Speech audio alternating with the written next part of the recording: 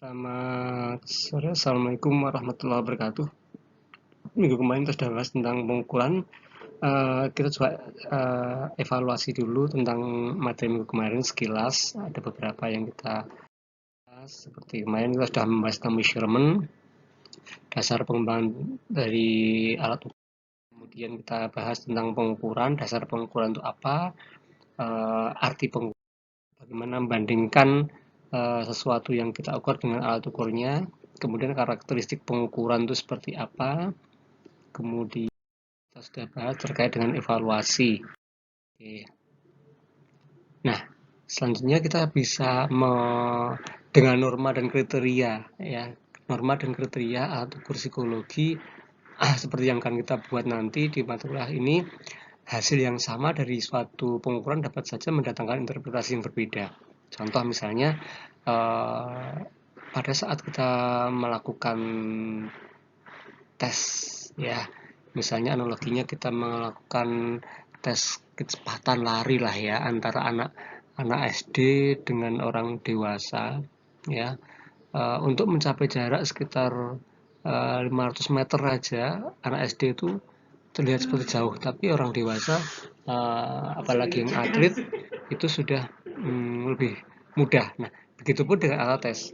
Ketika kita ngetes IQ anak SMP dengan anak SMA ataupun kuliah, itu normanya berbeda. Kalau sama, maka hasilnya akan bias. Nah, seperti itu.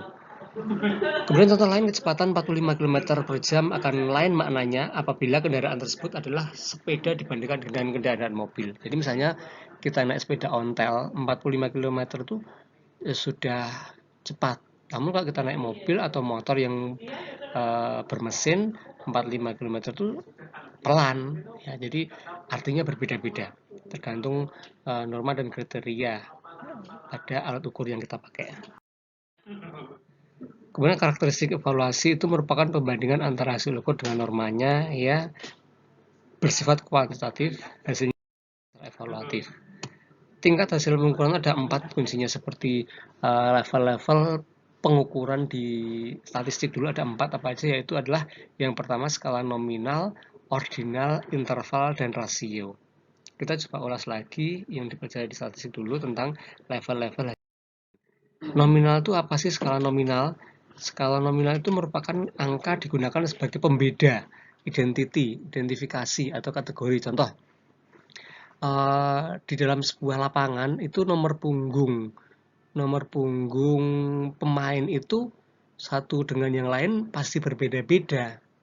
Namun itu tidak bisa dikenai istilahnya penjumlahan, dan itu fungsinya untuk mengidentifikasi itu merupakan pemain, ya. Nomor 1 misalnya kiper, 2 back, dan lain sebagainya, itu mereka beda-beda, tapi itu tidak ada artinya, tidak bisa diartikan itu merupakan suatu penjumlahan. Jadi itu memang untuk karena skala nominal, jadi untuk membedakan kategori, ya.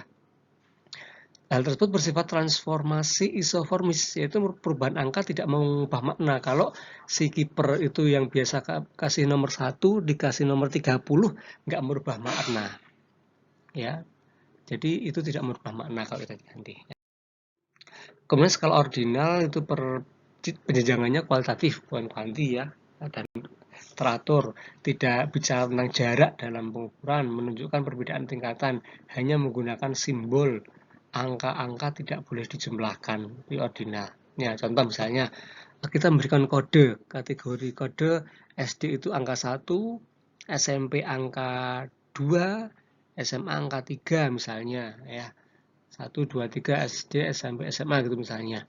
Nah, itu nggak bisa dikenai juga operasi penjumlahan karena itu merupakan skala ordinal yang tidak bisa dijumlah. Kemudian skala interval, pada dasarnya hasil pengukuran interval yang memiliki jarak yang tetap selalu sama, ya, bersifat angka beda sudah punya makna, jadi sudah punya makna dalam jangka jarak tertentu.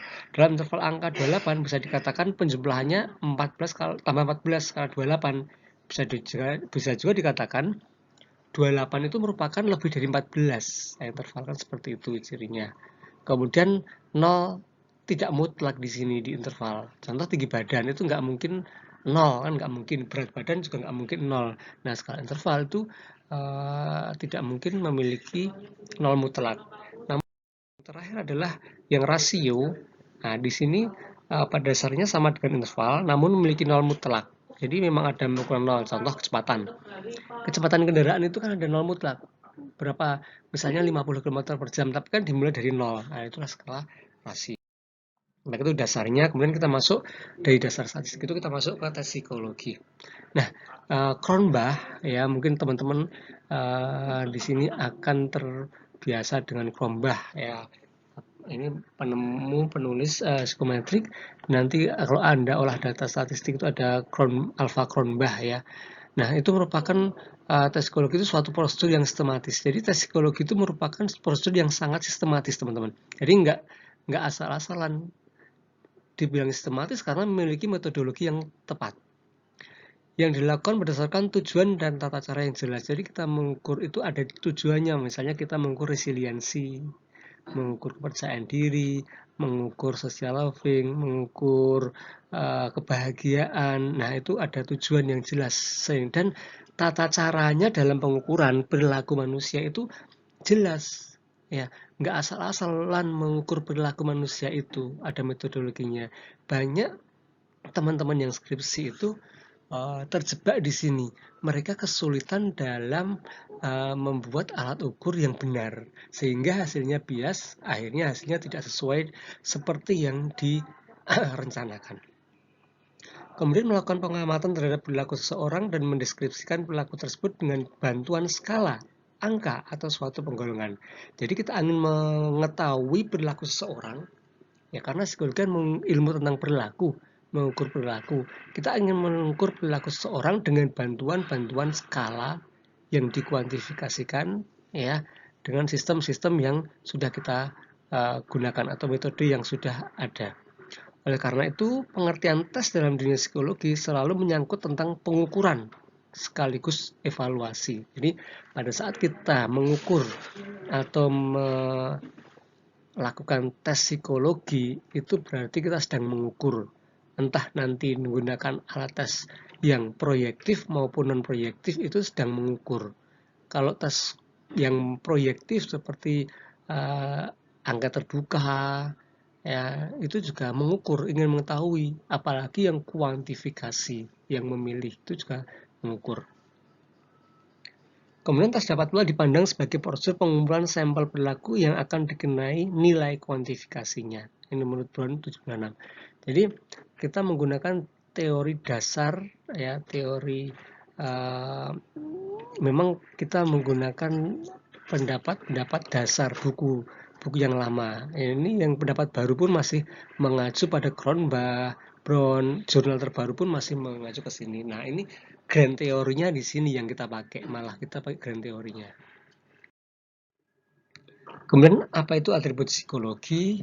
Yaitu suatu konstruk teoritis yang ada secara hipotetis dan dikonsepkan guna mendeskripsikan dimensi psikologis yang ada dalam diri individu, sehingga kita itu akan mengukur konstruk psikologis seseorang, mengukur tentang seseorang ya menggunakan konstruk teori yang sudah ada ya. Sehingga kemarin kenapa tugas mencari jurnalnya itu harus yang ada aspeknya, karena kita membuat alat ukur, mengkonstruk teori untuk menjadi alat ukur itu menggunakan aspek, bukan faktor. Ya, karena kalau faktor itu berasal dari luar individu, kalau aspek itu berasal dari dalam individu. Itu perbedaannya. Ini juga teman-teman banyak yang terjebak ya waktu ujian skripsi. Kadang penguji itu juga usil, kenapa skalamu pakainya aspek bukan faktor. Nah, itu Anda bisa menjawab seperti itu ya, karena memang berbeda. Faktor itu dari luar, aspek itu dari dalam. Kemudian banyak permasalahan-permasalahan yang muncul dalam tes psikologi, dalam penyusunan alat tes psikologi, dalam pemakaian alat tes psikologi. Ya, yang pertama tidak ada pendekatan tunggal dalam pengukuran apapun yang dapat diterima secara universal. Ada sebuah contoh alat ukur ya, alat ukur misalnya kita datangkan dari luar negeri untuk mengukur tentang kebahagiaan anak. Di salah satu item pernyataan itu mengatakan bahwa saya sangat bahagia bermain salju. Nah, kalau diterapkan tiba-tiba di orang Indonesia, anak-anak itu akan bias. Kenapa? Karena anak-anak Indonesia itu tahu saljunya hanya di mall. Dan itu salju buatan, bukan alamiah. Nah, itu akan berbeda. Begitupun sebaliknya, misalnya kita membuat alat ukur tentang kebahagiaan anak-anak, kita membuat pertanyaannya terlalu spesifik namanya ya, misalnya saya sangat bahagia bermain jengklek misalnya, engklek gitu ya. Engklek itu dikenal di Jawa Tengah. Ya, mungkin Jawa Tengah bagian utara itu udah nggak kenal jengklek, namanya berbeda. Apalagi di Papua itu namanya kicir-kicir atau apa gitu, berbeda-beda. Ya, sehingga alat tes seperti ini belum tentu diterima secara universal.